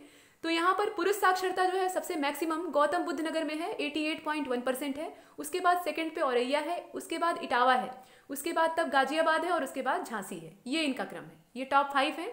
और यहाँ पे लोवेस्ट में अगर देखा जाए तो श्रावस्ती ही इसमें टॉप कर रहा है, 57.2%, ये मेल लिटरेसी है। इसके बाद बहराइच जो है वो 58.34, ये सेकंड है। इसके बाद बलरामपुर है, बदायूं है और रामपुर है। ये टॉप 5 लोवेस्ट वाले हैं। इसके बाद जो फीमेल लिटरेसी है उसको देख लीजिएगा, यहाँ आप देख पा रहे हैं कानपुर नगर में जो है वो फीमेल लिटरेसी सर्वाधिक है, 75.1%। लखनऊ सेकंड पोजीशन पे है, 71.54। गौतम बुद्ध नगर इसमें पिछड़ गया है, थर्ड पोजीशन पे है, 70.82%। औरैया जो है वो 70.61% है और गाजियाबाद जो है वो 69.8% है। ये आपका टॉप 5 वाला है। अब इसके बाद जो न्यूनतम महिला साक्षरता वाले जिले हैं उनको देख लीजिएगा। इसमें श्रावस्ती जो है वो टॉप कर रहा है, 34.8%, मात्र इतनी ही है। इसके बाद बलरामपुर जो है वो 38 थोड़ा सा आगे है, ये 38.43% है। बहराइच में 39 हो गया है, बदायूं में 40.1 हो गया है और रामपुर में 4.44 हो गया है। मतलब ये इसका प्रतिशत है। तो ये सब 50% भी नहीं है, मतलब बहुत कम है। तो ये न्यूनतम महिला साक्षरता है। इसमें जो हाईएस्ट और लोवेस्ट था उसे आपने देखा, मेल और फीमेल के रिस्पेक्ट में भी देखा और ओवरऑल भी देखा। अब आगे चलते हैं। इसके बाद क्वेश्चन नंबर 57 आपके सामने है। 56 को हमने देखा, उसका डी करेक्ट था, यानी कोई नहीं वाला। 57 में हमने देखा, यहाँ देख रहे हैं आप कि जो यूपी का सेंसस है 2011 वाला, उसके आधार पे हमें बताना है कि निम्नलिखित में से किस जिले में, यूपी के किस जिले में सबसे कम लिंगानुपात है, सर्वाधिक साक्षरता है और सबसे ज्यादा डिकेडल ग्रोथ है। ये आपको इसमें बताना है। तीनों को एक साथ देखना है आपको। नाम दिया हुआ है गाजियाबाद, महोबा, गौतम बुद्ध नगर या कोई नहीं। देखकर बताइए इसमें से कौन सा होगा। तो जो 57 है, 57 का क्या हो जाएगा, 57 का हो जाएगा सी, यानी गौतम बुद्ध नगर। इसमें से कौन सा है, गौतम बुद्ध नगर करेक्ट होगा। आगे चलते हैं। 58 को देखिए, यूपी का जो सेंसस है 2011, उसके हिसाब से लिंगानुपात किस जिले में ज्यादा है, मतलब इनमें से किसमें सबसे अधिक है, सर्वाधिक है, देखकर बताइएगा। तो 58 का हो जाएगा ए, यानी इनमें से जो आजमगढ़ है वहां पे ज्यादा है। लिंगानुपात की बात की जा रही है तो यहाँ पर मैक्सिमम है। इसके बाद देख लीजिए 59, तो 59 के क्वेश्चन के आधार पे आप देख सकते हैं कि उत्तर प्रदेश की जनगणना 2011 के हिसाब से निम्नलिखित में से किस जिले में अनुसूचित जाति की जनसंख्या प्रतिशत और टोटल, मतलब परसेंट वाइज भी और ओवरऑल भी, सबसे कम और सबसे ज्यादा यहाँ पूछ रहा है। तो किस जिले में सबसे ज्यादा है, और माफ कीजिएगा यहाँ पे जो जिला है उसमें अनुसूचित जाति की जनसंख्या प्रतिशत और संपूर्ण, और सबसे कम अनुसूचित जनजाति की संख्या प्रतिशत और संपूर्ण, मतलब जो अनुसूचित जाति है उसकी संख्या यहाँ पे, और उसके साथ साथ जो अनुसूचित जनजाति की जनसंख्या और उनका प्रतिशत है, दोनों ही यहाँ पे लोवेस्ट है। यहाँ प्रश्न जो है हिंदी माध्यम में पूरा अच्छे से नहीं दिया है, अंग्रेजी वाला देखिए, इसमें कहा गया है कि lowest schedule caste population percent wise and as well as absolute and lowest schedule tribe population, दोनों ही लोवेस्ट कहाँ पर है ये आपको बताना है। आजमगढ़, प्रतापगढ़, बागपत और सोनभद्र। ये आपने देखा, कौन सा होगा इसका 59 का। तो 59 का हो जाएगा सी। सी का मतलब ये है कि ये बागपत की बात हो रही है। अब आगे चलते हैं। नेक्स्ट क्वेश्चन नंबर 60 को देखिए। 2011 की जो जनगणना है उसके हिसाब से इसमें से किस धर्म की जनसंख्या सबसे ज्यादा है, यहाँ पर नाम दिया है और इसमें इस्लाम नहीं शामिल है और हिंदू धर्म भी नहीं शामिल है, बाकी जो है उनका नाम दिया हुआ है। तो सिख, बौद्ध, ईसाई और जैन। सर्वाधिक किसकी संख्या है बताइएगा। तो 60वें का हो जाएगा ए, इसमें से सिखों की आबादी सर्वाधिक है। आगे चलते हैं। क्वेश्चन नंबर 61 को देखिए। निम्नलिखित में से किस धर्म में लिंगानुपात सबसे ज्यादा है, सिख, बौद्ध, ईसाई और जैन, यहाँ पर विकल्प दिए हुए हैं। तो क्वेश्चन नंबर 61 का हो जाएगा सी। ईसाइयों में, यानी जो क्रिश्चियंस हैं उनमें लिंगानुपात सेक्स रेशियो सर्वाधिक है। इसके बाद क्वेश्चन नंबर 62 को देखिए, 20वीं जो पशुधन गणना रिपोर्ट थी, यानी जो लाइव स्टॉक सेंसस था, उसके आधार पे किस राज्य में भैंस जो टोटल लाइव स्टॉक है वो और घोड़ों की आबादी सबसे ज़्यादा है? तो भैंसें कहाँ पर थी? यूपी में ज़्यादा थी, आप जानते हैं। खैर, अब यहाँ पे उत्तर दिया हुआ है कि केरल हो सकता है, राजस्थान हो सकता है, कर्नाटक हो सकता है और कोई नहीं हो सकता है। तो देखकर बताइए कि इसमें से कौन सा होगा। Question number 62। तो ये जो है इसका कोई नहीं वाला विकल्प ही इसमें सही बैठता है। इसमें से कोई भी जो है फिट नहीं बैठ रहा है। मतलब ओवरऑल अगर भैंस की पॉपुलेशन देखी जाए तो वो मैक्सिमम यूपी में है, पशुधन और घोड़ों की आबादी भी यही सर्वाधिक है, तो इसलिए उत्तर प्रदेश इसका सही उत्तर होगा। अब आगे चलते हैं। क्वेश्चन नंबर 63 को देखिए, 2011 की जो जनगणना है उसके हिसाब से निम्नलिखित में से कौन सा मेगा शहर है? मतलब इनमें से कौन सी मेगा सिटीज हैं, आपको ये देखकर बताना है। बताइए 63वें नंबर का क्वेश्चन। ग्रेटर मुंबई, दिल्ली, कोलकाता या ऊपर के सभी? तो इसका जो करेक्ट आंसर है वो डी होगा। ये जितने हैं सब क्या है? मेगा सिटीज ही तो हैं, मतलब जितनी हैं वो सब मेगा सिटीज हैं। अब आगे चलते हैं, इसका करेक्ट आंसर डी था। 64 को देखिए, लेटेस्ट डाटा के हिसाब से भारत में जौ का सबसे बड़ा उत्पादक कौन है? जौ वाला क्वेश्चन पीछे भी देखा गया था। अब इसके बाद यहाँ भी दिया हुआ है, तो देख लीजिए, महाराष्ट्र, कर्नाटक, आंध्र प्रदेश और उत्तर प्रदेश ऐसे दिया हुआ है। तो 64 का क्या हो जाएगा? पीछे जो क्वेश्चन था उसमें आपने ज्वार देखा था, ज्वार और जौ में फर्क है, ये बरली है, ठीक है। तो बरली के बारे में कहा जा रहा है, पीछे जो है वो ज्वार था। तो यहाँ जौ की बात अगर की जाए तो इसमें सबसे आगे कौन है बताइए? इसका जो करेक्ट आंसर है 64 का हो जाएगा डी, यानी उत्तर प्रदेश। इसमें यूपी आगे है।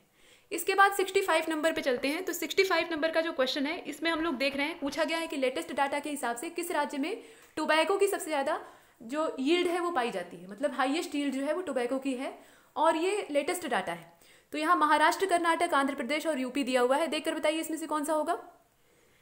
इसका हो जाएगा उत्तर प्रदेश। इसका जो करेक्ट आंसर है 65 का वो होगा यूपी, यानी डी वाला। इसे आप देख रहे हैं। आगे चलते हैं। देखिए यहाँ पर कुछ मुख्यालयों के नाम दिए हुए हैं, जैसे कि नारियल विकास बोर्ड है, राष्ट्रीय बागवानी बोर्ड है, राष्ट्रीय सहकारी विकास निगम है और राष्ट्रीय कृषि विस्तार प्रबंधन संस्थान है, मतलब national institute of agricultural extension and management. तो आपको ये बताना है कि ये जो मुख्यालय हैं ये उत्तर से दक्षिण में किस प्रकार से अरेंज होंगे, यानी सबसे उत्तर में कौन है और सबसे दक्षिण में कौन है, उसके हिसाब से आपको अरेंज करना है। यानी सबसे नॉर्थ वाला पहले रखना है और सबसे जो साउथ ईस्ट होगा उसको सबसे बाद में रखना है। देखकर बताइए इसका सही अरेंजमेंट क्या होगा। तो 66 का हो जाएगा बी वाला, यानी 3241। पहले तीसरा वाला होगा, उसके बाद दूसरा वाला होगा, उसके बाद चौथा वाला होगा, उसके बाद पहला वाला होगा। ये तो इसके उत्तर की बात हो गई। देखिए जो नारियल विकास बोर्ड है उसका जो मुख्यालय है वो कोच्चि में है, यानी केरल में है, ठीक है। राष्ट्रीय बागवानी बोर्ड जो है यानी नेशनल हार्टिकल्चर जो बोर्ड है उसका मुख्यालय गुड़गांव यानी हरियाणा में है, ठीक। इसके बाद गुड़गांव को गुरुग्राम कहा जाता है, आप जानते हैं। इसके बाद नेशनल कोऑपरेटिव डेवलपमेंट कॉरपोरेशन की अगर बात की जाए, ये थर्ड वाला, तो इसका जो हेडक्वार्टर है वो नई दिल्ली में है। Small farmers agri business corporation, ये जो संस्था है ये इसमें दी नहीं है लेकिन नाम जान लीजिए, small farmers agri business corporation, ये इसका भी हेडक्वार्टर नई दिल्ली में है। इसके अलावा ये जो national institute for agricultural extension and management है, ये आपको दिख रहा है ना, तो ये वाला जो है इसका मुख्यालय हैदराबाद में है। ये एकदम दक्षिण वाली बात हो गई। इसे आपने देखा, तो यहाँ पे एकदम दक्षिण और एकदम उत्तर, तो केरल से हमने शुरू किया और उसके बाद इधर हैदराबाद तक देखा। इसके बाद national institute for agriculture marketing, ये जयपुर राजस्थान का हो गया। National institute for plant health management, ये हैदराबाद में है। National centre for cold chain development, ये जो है ये नई दिल्ली में है। तो कुछ महत्वपूर्ण जो हेडक्वार्टर है उन्हें जानते रहिए। यहाँ पर फिलहाल जो इसका सही क्रम होगा वो बी वाला होगा, उसी आधार पर इसे अरेंज करना है, उत्तर से दक्षिण करना है। आगे चलते हैं। क्वेश्चन नंबर 67 को देखिए, लिंगानुपात का जो बढ़ता क्रम है यानी जो इंक्रीजिंग आर्डर का सेक्स रेशियो है उसके क्रम में आपको अरेंज करना है, लेकिन राज्य का नाम दिया ही नहीं है। राज्य के नाम की जगह क्या दे दिया है, यहाँ सब्जी, फल और फूल का उत्पादक दे दिया है। तो कहा गया है कि वेजिटेबल का सबसे बड़ा producer, largest producer of fruits और लार्जेस्ट प्रोड्यूसर ऑफ फ्लावर्स, इनको आपको अरेंज करना है बढ़ते क्रम में। बताइए इसमें अरेंजमेंट क्या होगा, नीचे व्यवस्था दी हुई है। तो 67 का जो करेक्ट आंसर है, इसमें पहले आंसर देख लीजिए क्या होगा। तो 67 का जो करेक्ट आंसर है वो हो जाएगा ए। ए का मतलब ये है कि 1 2 3 ये पहले से ही अरेंज है बढ़ते क्रम में। अब इनके नाम जान लीजिए।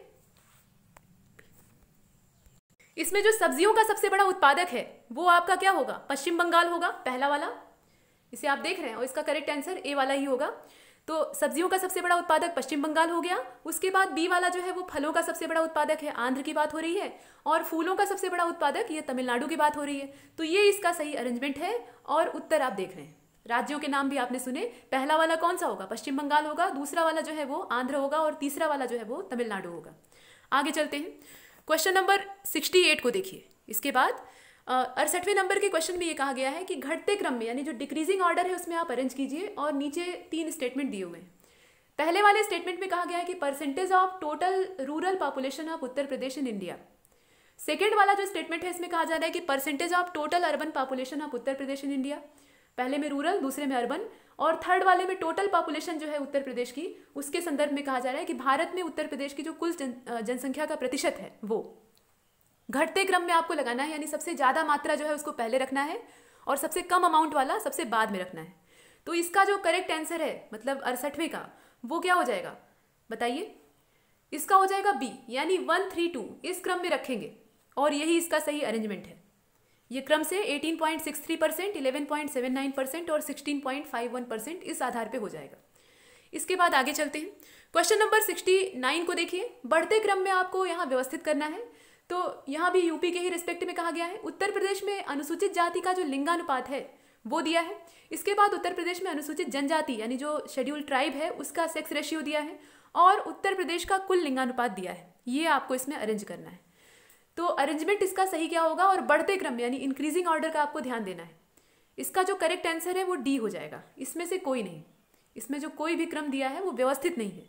वैसे इसका जो सही क्रम है, मतलब इसमें जो नाम है उसको देख लीजिए, तो इनका जो लिंगानुपात है 907, 951 और 912 होगा। ये इसका टोटल सेक्स रेशियो है। मतलब 1000 पुरुषों पर इतनी महिलाएं, 1000 पुरुषों पर 907 महिलाएं, 1000 पुरुषों पर 951 महिलाएं, और ओवरऑल अगर देखें तो 1000 पुरुषों पर 912 महिलाएं। इस प्रकार से ये लिंगानुपात है। इसमें से कोई भी सही नहीं है। तो 69 का क्या होगा? डी होगा। 70वें का देखिए, सही कथन चुनिए, चूज करेक्ट स्टेटमेंट। 3 स्टेटमेंट इसमें दिए हुए हैं। तो पहले वाले में कहा गया कि Uttar Pradesh is a considered as country, मतलब उत्तर प्रदेश को अगर एक देश मान लिया जाए, माना जा सकता है, अच्छा खासा क्षेत्रफल और अच्छी खासी पॉपुलेशन है, तो कहा जा रहा है कि it will be 5th largest country by population. ये 5वां सबसे बड़ा जो जनसंख्या वाला देश है वो बन जाएगा। इसके बाद जो सेकंड वाला इसमें कहा गया कि यूपी की जो औसत लिटरेसी रेट है, मतलब जो एवरेज लिटरेसी रेट है यहाँ का, वो इंडिया की लिटरेसी रेट से कम है।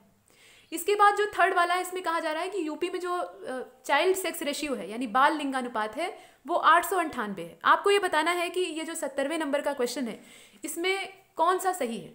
देख लीजिए, पूरा प्रश्न आपके सामने है, दिख रहा है प्रश्न। तो 70वें का जो सही आंसर है वो ए हो जाएगा, यानी इसका सिर्फ पहला और दूसरा सही है।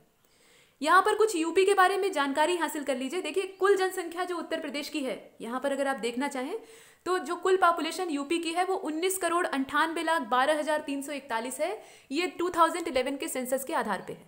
पुरुष आबादी इसमें से 10,44,80,510 है। ये यूपी के रिस्पेक्ट में कहा जा रहा है। महिला आबादी की अगर बात कीजिएगा तो ये आपकी इसमें यहाँ आप देख पा रहे हैं, महिला आबादी जो है वो 9,53,31,831 है। ये महिला आबादी है, मतलब जो फीमेल पॉपुलेशन है उसकी बात की जा रही है। डिकेडल ग्रोथ अगर देखी जाए जनसंख्या में तो वो 20.2% है। ये यूपी के बारे में कहा जा रहा है, 20.2%, ये परसेंट वाइज है। इसके बाद लिंगानुपात अगर देखें वयस्कों का तो वो 912 है, यानी 1000 पुरुषों पर 912 महिलाएं। जनघनत्व की अगर बात करें पॉपुलेशन डेंसिटी की तो वो 829 है, यानी 829। इसके बाद अगर जो 0 से 6 मतलब जो एकदम बच्चे पर से 6 वर्ष की आयु तक के बच्चे हैं उनमें जो लिंगानुपात है उसको देखा जाए तो वो 902 है, यानी 1000 लड़कों पर 902 लड़कियां। साक्षरता अगर कहें ओवरऑल तो 67.7% है लिटरेसी जो है, और उसमें भी जो मेल लिटरेसी है वो 77.3 है। 77.3 जो है ये मेल लिटरेसी है, और फीमेल लिटरेसी काफ़ी कम है, इससे तुलना अगर की जाए तो सिर्फ जो है वो 57.2% है, यानी बिहार से थोड़ी ही गनीमत है। तो यहाँ पर जो फीमेल लिटरेसी का परसेंट है वो जो पॉपुलेशन का यहाँ पे काउंट हुआ था, मतलब जो सेंसस आया उसके हिसाब से काफ़ी कम देखा जा रहा है। यहाँ मेल और फीमेल लिटरेसी को आपने देखा, तो ये यूपी का टोटल है, और इसमें जो करेक्ट हमारा आंसर होगा 70वें का वो सिर्फ ए होगा, यानी पहला दूसरा सही है लेकिन तीसरा वाला गलत है। बाल लिंगानुपात कितना है बताइए? वो 898 नहीं है, 902 है। आगे चलते हैं, 71 को देखिए। राज्य की पहचान आपको करनी है। अब यहाँ राज्य का नाम नहीं दिया है बल्कि उसकी जगह स्टेटमेंट दिया है। तो कहा गया कि it has largest length of railway line in term of route kilometer, मतलब इसके पास सबसे लंबी जो लंबाई है रेलवे लाइनों की वो पाई जाती है। इसके बाद यह जो राज्य है ये भारत में आंवले का सबसे बड़ा प्रोड्यूसर है, और लौकी के मामले में यानी जो बॉटल गार्ड होता है उसके मामले में ये सेकेंड लार्जेस्ट प्रोड्यूसर के तौर पे देखा जाता है। तो आपको ये बताना है कि इसमें से कौन सा राज्य इसमें फिट बैठता है। तीनों ही स्टेटमेंट किसके बारे में सही है? 71। तो इसमें से कोई भी सही नहीं है, जितना दिया है सब का सब यहाँ झूठ बोल रहा है। इसका जो करेक्ट आंसर होगा वो यूपी होगा, मतलब ये जितने भी कथन हैं वो यूपी पर सही बैठते हैं। और इसका मतलब क्या है कि यहाँ जब विकल्प कोई भी मैच नहीं कर रहा है तो ये प्रश्न गलत है। सही आंसर इसका जान लीजिएगा, विकल्प गलत है, प्रश्न को पूरा गलत कहना ही सही नहीं होगा। प्रश्न सही है और विकल्प इसका जो है उसमें उत्तर होगा यूपी। ठीक है, आगे चलते हैं। इसके बाद 72 नंबर के क्वेश्चन को देखिए, चूज इनकरेक्ट। यहाँ पर दो स्टेटमेंट दिए हुए हैं, गलत का आपको चुनाव करना है। तो यहाँ फॉरेस्ट रिपोर्ट जो है वो शामिल हो जाती है। कहा गया कि total forest and tree cover of Uttar Pradesh is more than 10%। ठीक है, टोटल मतलब वनावरण और वृक्षावरण दोनों की बात की जा रही है। इसके बाद कहा जा रहा है कि every country in Africa, Europe and South America has fewer people than Uttar Pradesh. आपको ये बताना है कि दोनों स्टेटमेंट में से गलत कौन सा है। दोनों गलत हो सकते हैं या दोनों में से कोई गलत नहीं हो सकता है। देखिए, तो क्वेश्चन नंबर 72 का जो करेक्ट आंसर है वो ए हो जाएगा, यानी सिर्फ पहला वाला जो है इसमें गलत है। मतलब उत्तर प्रदेश का जो टोटल वनावरण और वृक्षावरण है वो 10% से ज़्यादा है, ऐसा जो दिया है ये गलत है। यहाँ पर जो दूसरा वाला है वो यहाँ पे सही है। देख लीजिए, यूपी का जो फॉरेस्ट डाटा है, यहाँ पर वनावरण में जो वृद्धि दर्ज की गई है वो 126.65 किलोमीटर स्क्वायर है, ये यूपी के रिस्पेक्ट में है। 2017 का जो आंकड़ा था उसके हिसाब से ये कितना था? 14,679 वर्ग किलोमीटर था। और 2019 की जो लेटेस्ट फॉरेस्ट रिपोर्ट आई है उसमें ये डाटा जो है 14,805.65 किलोमीटर स्क्वायर, यानी हल्की सी वृद्धि दर्ज की गई है। वृक्षावरण की अगर बात करें तो उसमें कमी आई है, मतलब जो वृक्षावरण है उसको सिर्फ देखा जाए तो उसमें कमी आई है। 2017 में कितना था? 7,442 किलोमीटर स्क्वायर था, यानी 3.09% था। और अब क्या है? तो 2019 में ये 7,342 किलोमीटर स्क्वायर हो गया, यानी सीधा सीधा 100 किलोमीटर स्क्वायर घट गया है। यानी अब कितना हो गया है? 3.04% हो गया है। तो इसमें ह्रास हुआ है।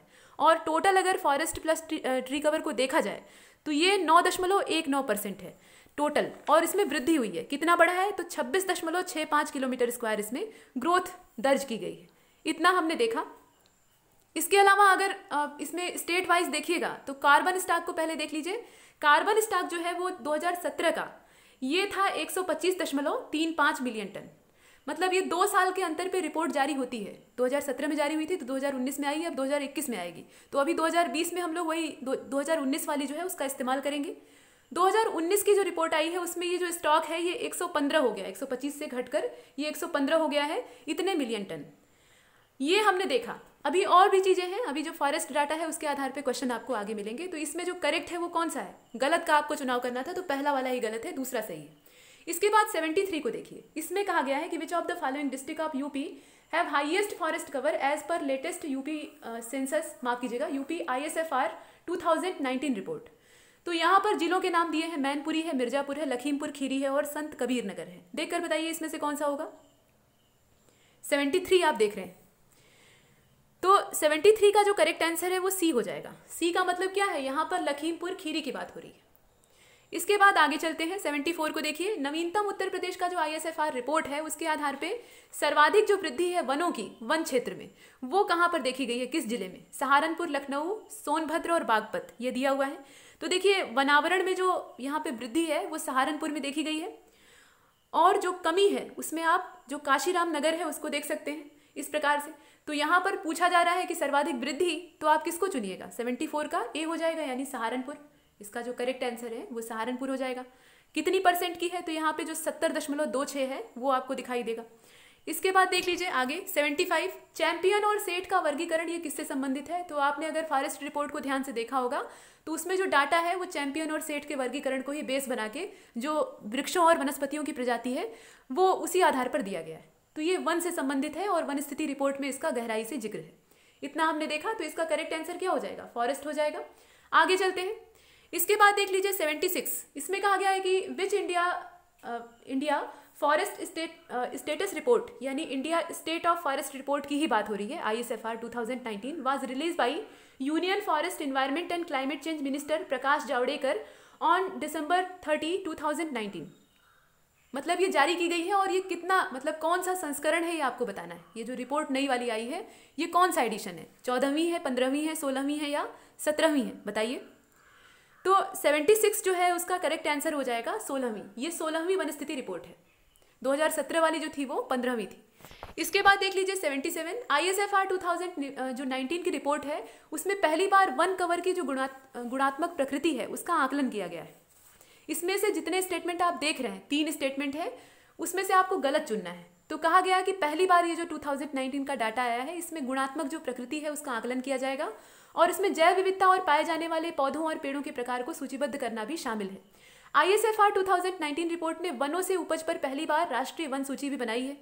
ISFR रिपोर्ट वन और पेड़ कवर, बांस संसाधनों, कार्बन स्टॉक और जंगल की आग का आकलन करता है। ये सब इसमें शामिल है और उसके साथ साथ कोई नहीं, ये भी दिया हुआ है, यानी कोई भी गलत नहीं हो सकता है। तो आप बताइए 77 का कौन सा होगा? क्वेश्चन नंबर 77, इसका डी ही सही होगा। इसमें जितना दिया है सब सही है, तो गलत कोई नहीं है, यहाँ गलत चुनना था, तो इसका जो डी वाला विकल्प है वो करेक्ट है। इसके बाद 78 को देखिए। ISFR 2019 के डाटा के हिसाब से निम्नलिखित में से किस राज्य में वनावरण में सबसे ज्यादा वृद्धि हुई है? Overall India. यहाँ पर आंध्र प्रदेश दिया है, केरल दिया है, कर्नाटक दिया है और महाराष्ट्र दिया है। देखकर बताइए इसमें से कौन सा होगा। क्वेश्चन नंबर 78 आपके सामने है। तो 78 का जो करेक्ट आंसर है वो सी हो जाएगा। यहाँ कर्नाटक, जो साउथ इंडियन स्टेट है, उन्होंने अच्छी खासी यहाँ पे प्रोग्रेस की है। और नॉर्थ ईस्ट जो हमारा था, जो कि वृक्षों का बहुत बड़ा दायरा था, वहाँ सघन वनावरण था, उसमें लगातार कमी देखी जा रही। कर्नाटक इसमें सबसे हाईएस्ट है। इसके बाद देख लीजिए 79 ISFR 2019 का जो डाटा है उसके हिसाब से क्षेत्रफल की दृष्टि से सर्वाधिक वनावरण के बढ़ते क्रम में निम्नलिखित राज्यों को व्यवस्थित कीजिए। मध्य प्रदेश, अरुणाचल, छत्तीसगढ़, ये राज्य दिए हुए हैं एब्सोल्यूट एरिया के टर्म में। उसको आपको बढ़ते क्रम में, इंक्रीजिंग ऑर्डर में अरेंज करना है। यहाँ पर विकल्प भी आप देख रहे हैं। तो 79 जो है इसका करेक्ट आंसर क्या होगा बताइए? इसका हो जाएगा डी, 3, 2, 1, इस क्रम में से अरेंज करेंगे। यानी पहले जो है छत्तीसगढ़ हो जाएगा, उसके बाद अरुणाचल हो जाएगा और उसके बाद एमपी हो जाएगा। बढ़ते क्रम में सबसे ज्यादा कहाँ पे होगा? एमपी में होगा। इसके बाद आगे चलते हैं। क्वेश्चन नंबर 80 को देखिए। इसमें कहा गया है कि ISFR के हिसाब से निम्नलिखित में से किस राज्य में सबसे ज्यादा वनावरण प्रतिशत में है? प्रतिशत और क्षेत्रफल दोनों में फर्क है, तो परसेंट वाइज कहाँ पे ज्यादा है बताइए? मध्य प्रदेश, अरुणाचल, छत्तीसगढ़ और मिजोरम। क्वेश्चन नंबर 80, तो इसका जो करेक्ट आंसर है वो मिजोरम हो जाएगा। यहाँ पे मिजोरम में सर्वाधिक है, इसे आपने देखा। इसके बाद आगे चलते हैं। इसका डी वाला करेक्ट है। क्वेश्चन नंबर 81 को देखिए। यहाँ पर ओपेक के जो सदस्य हैं उनके संबंध में चर्चा की गई है। कहा गया है कि निम्नलिखित में से किस देश ने हाल ही में ओपेक को छोड़ दिया है? तो ये तो आप भी जानते हैं कि वो इक्वाडोर है। ये इक्वाडोर है जो कि अभी हाल ही में सदस्यता को छोड़ दिया है। हालांकि ये बहुत पहले से ही छोड़ने और पकड़ने का काम कर रहा था, लेकिन अभी वो टोटली मतलब फाइनल इसको विदड्रॉ कर लिया है बाहर। वैसे ओपेक का जो फुल फॉर्म होता है वो क्या होता है? Organisation of petroleum exporting countries. ये तेल आयातक देशों का एक समूह है, गठबंधन है, और इसकी स्थापना होती है 1960 में। ये 1960 में स्थापित होता है। कहाँ स्थापित होता है? तो बगदाद, इराक में। और इसमें जो स्थापना का वर्ष है वो दिया हुआ है। इसके अलावा जो इक्वाडोर है ये सदस्यता वापस कब लेता है? प्रभावी रूप से समाप्त करता है 1 जनवरी 2020 को। ये लेटेस्ट है। इतना हमने देखा। आगे चलते हैं। विच of the following country join NATO? NATO को रिसेंटली ज्वाइन करने वाली इसमें से कौन सी कंट्री है? नाम दिया हुआ है स्लोवेनिया, नॉर्थ मैसिडोनिया, क्रोएशिया और मॉन्टेनेग्रो। देखकर बताइए इसमें से कौन सा होगा। तो वर्तमान में अगर देखा जाए तो नाटो में 30 सदस्य हैं, टोटल 30 मेंबर हैं। उसमें से जो 12 है वो फाउंडिंग मेंबर हैं, 12 जो है वो संस्थापक सदस्य हैं। कौन कौन से हैं? तो बेल्जियम आपको दिखाई देगा। नाटो की सदस्यता और नाटो के बारे में चर्चा हो रही है। Belgium, Canada, Denmark, France, Iceland, Italy, Luxembourg, Netherlands, Norway, पुर्तगाल, उसके अलावा यूके और यूएस। ये सब क्या है? ये पहले से इसके फाउंडिंग मेंबर हैं और बाद में कुछ इसमें आकर जुड़ते गए हैं, तो ओवरऑल 30 हैं। लेटेस्ट कौन सा इसमें शामिल हुआ है ये बताना है आपको। तो इसमें से जो नॉर्थ मैसिडोनिया है ये लेटेस्ट अभी हाल में शामिल हुआ है। इसके बाद आगे चलते हैं। यहाँ पर 83 नंबर का जो क्वेश्चन है इसमें कहा गया कि ISFR 2019 के हिसाब से भारत में वृक्षावरण लगभग कितना % है? वृक्षावरण सिर्फ पूछ रहा है, यानी ट्री कवर। बताइए 83। तो 83 का जो करेक्ट आंसर है आपका इसमें से कौन सा होगा? वो हो जाएगा सी वाला। सी का मतलब है 3%। यहाँ पे अगर सिर्फ परसेंट में देखा जाए, दशमलव वगैरह कुछ नहीं दिया है, तो 3%। ये लगभग है, अप्रॉक्सीमेट। इसके बाद आगे चलते हैं। क्वेश्चन नंबर 84 को देखिए। ISFR का जो डाटा है उसके आधार पे अगर देखा जाए तो भारत के किस राज्य में सबसे ज़्यादा मैंग्रोव पाए जाते हैं? इसमें से आंध्र दिया है, गुजरात दिया है, बिहार दिया है और यूपी दिया है। कौन सा होगा? तो स्वाभाविक है कि इसमें से गुजरात होगा, ये तो मैंग्रोवों के बारे में जगजाहिर बात है। इसके बाद आप आगे चलिए। यहाँ देख लीजिए निम्नलिखित में से किस देश में सबसे बड़ा वन क्षेत्र है? यहाँ पर ओवरऑल वर्ल्ड में पूछा जा रहा है। तो चीन, ऑस्ट्रेलिया, भारत और इंडोनेशिया ऐसे करके दिया हुआ है। 85 नंबर का क्वेश्चन आप देख रहे हैं, बताइए इसका कौन सा होगा। तो इसका हो जाएगा चाइना, ठीक है, इसका ए वाला करेक्ट होगा। इसके बाद 86, अब यहाँ पर हम अपने भारत के संदर्भ में देखें तो 2010 से लेकर 15 का जो समय था उसमें वार्षिक वन का डेवलपमेंट ये सबसे ज़्यादा कहाँ पे हुआ है। ये ISFR का जो डाटा है ना, ये सिर्फ अपने देश तक ही सीमित नहीं है, यहाँ पर जो ओवरऑल पूरा वर्ल्ड है उसको भी इसमें समाहित करने का प्रयास किया गया है। मतलब इसका थोड़ा विस्तार किया गया है। पहले जो रिपोर्ट थी उसका दायरा सिर्फ अपने देश तक सीमित था और जो डाटा इकट्ठा करने की प्रणालियाँ थी वो भी एकदम पुराने ज़माने की थी। लेकिन अब जो रिमोट सेंसिंग प्रणाली है उसका इस्तेमाल करके इसमें डाटा कलेक्ट किया गया है और इसमें ये कहा गया है, पूरे विश्व की बात की जा रही है कि 5 साल का जो फर्क है 2010 से लेकर 2015, सबसे ज़्यादा वार्षिक वन का डेवलपमेंट कहाँ पे हुआ है? ऑस्ट्रेलिया, वियतनाम, फ्रांस और गैबून, इसमें से कौन सा होगा? तो इसका हो जाएगा ऑस्ट्रेलिया। यहाँ पर आप देख लीजिए ऑस्ट्रेलिया। इसके बाद आगे चलते हैं। ISFR 2019 का जो डाटा है उसमें ये पूछा जा रहा है कि निम्नलिखित में से किस पूर्वी राज्य में, जो पूर्वोत्तर है उसमें सबसे ज़्यादा जो वनावरण है वो कहाँ पे है, फॉरेस्ट कवर। देख लीजिए असम, मणिपुर, मेघालय और मिजोरम ऐसे करके दिया हुआ है। बताइए इसमें से कौन सा होगा? तो इसका जो करेक्ट आंसर है वो यहाँ पे असम हो जाएगा, ठीक है। यहाँ पर वनावरण पूछा जा रहा है, ठीक है। अब आगे चलते हैं। 87 के बाद जो 88 है उसको देख लीजिएगा। यहाँ कहा गया है कि अरेंज क्रोनोलॉजी, यहाँ पे जो क्रोनोलॉजिकली अरेंजमेंट है उसको हमें करना है। आसियान, सार्क और बिम्स्टेक स्थापना वर्ष के आधार पे इन्हें अरेंज करना है। पहले जो सबसे पहले स्थापित हुआ था, उसके बाद जो सबसे बाद में हुआ है उसको सबसे लास्ट में रखेंगे। तो देख लीजिए इसमें क्रम भी दिया हुआ है। आसियान, सार्क और बिम्स्टेक ये तीनों ही संगठन जो हैं। तो आसियान जो है इसकी स्थापना होती है 1967 में। आसियान जो है ये 1967 में स्थापित होता है। सार्क की स्थापना होती है, इसको यहाँ लिख लीजिए, देखिए 1967 में ये स्थापित होता है। उसके बाद जो सार्क है उसकी स्थापना कब होती है? ये 1985 में स्थापित होता है। और बिम्स्टेक की स्थापना सबसे बाद में होती है 1997 में। ये सभी 90s का है। तो ये क्रम है, आप समझ सकते हैं कि इसमें व्यवस्थित करने में हमें अरेंज कैसे करना है। तो इसका करेक्ट आंसर आपका कौन सा होगा? ए वाला होगा। ये पहले से ही अरेंज है, पहले आसियान, उसके बाद सार्क, उसके बाद बिम्स्टेक, ये इसका क्रम। इसके बाद आगे चलते हैं। 89 को देखिए। भारत निम्नलिखित में से किसका सदस्य है? आसियान का, ब्रिक्स का, सार्क का या बिम्स्टेक का? किसका किसका मेंबर है? 89। तो 89 का जो करेक्ट आंसर है इसमें से हो जाएगा डी वाला, यानी 2, 3, 4, ब्रिक्स, सार्क और बिम्स्टेक। इसके बाद आगे चलते हैं। 90 नंबर का जो क्वेश्चन है इसको देखिए। इसमें कहा गया है कि राज्य की पहचान करिए। अब स्टेट आपको पहचानना है, 2 स्टेटमेंट दिए हुए हैं। कहा गया कि इस राज्य में, यहाँ देख रहे हैं आप, इस राज्य में भारत में मवेशियों की सबसे बड़ी आबादी है। जो कैटिल हैं वो सबसे यहाँ पे लार्जेस्ट अमाउंट में पाए जाते हैं। इसके बाद नवीनतम जो डाटा है उसके हिसाब से ये बैगन का सबसे बड़ा उत्पादक है। दोनों ही चीज़ें इसी के संदर्भ में है। ये राज्य कौन सा है बताइए? आंध्र है, उड़ीसा है, असम है या कोई भी नहीं है? ये भी हो सकता है। 90 नंबर का क्वेश्चन देख लीजिए। तो इसका होगा डी। इनमें से किसी पर तो ये सही बैठ नहीं रहा है। इसका जो करेक्ट आंसर होगा वो वेस्ट बंगाल होगा, यानी पश्चिम बंगाल पे ये सब कुछ सही बैठ रहा है। इसका जो करेक्ट आंसर है वो पश्चिम बंगाल होगा। वैसे इसमें अगर चुनना चाहे तो डी होगा। 91 को देखिए। WTO का सदस्य इनमें से कौन सा है? वर्ल्ड ट्रेड ऑर्गेनाइजेशन जो है उसमें कौन सा मेंबर है इसमें से? ईरान, अल्जीरिया, लाइबेरिया और अफगानिस्तान। देखकर बताइए। तो WTO में कुल 164 मेंबर हैं, 24 ऑब्जर्वर हैं और अफगानिस्तान इसमें लेटेस्ट जुड़ा हुआ है। ये सब आपको डाटा मालूम होना चाहिए, लेकिन यहाँ पर इसमें से कौन सा मेंबर है ये आपको बताना है। 91 देख लीजिए। तो यहाँ पर 2 उत्तर आपको सही दिखाई दे रहे हैं, तो इसमें एक बोथ वाला ऑप्शन भी होना चाहिए था। ये दोनों ही होंगे, ठीक है, ये दोनों ही इसमें शामिल होंगे। सबसे लेटेस्ट जो है वो अफगानिस्तान है। इसके बाद 92 को देखिए। 92 का जो क्वेश्चन है इसमें कहा गया कि लेटेस्ट डाटा के हिसाब से केला, अंडा, टमाटर, मछली, सूखी मिर्च, पपीता यानी banana, egg, tomato, fish, dry chilli और पपाया, इनका सबसे लार्जेस्ट प्रोड्यूसर कौन सा है? तमिलनाडु, गुजरात, महाराष्ट्र या नॉन? कौन होगा बताइए। यहाँ पर पूरा दिया हुआ है आपको। तो 92 नंबर का ये जो क्वेश्चन है इसका करेक्ट आंसर हो जाएगा डी वाला।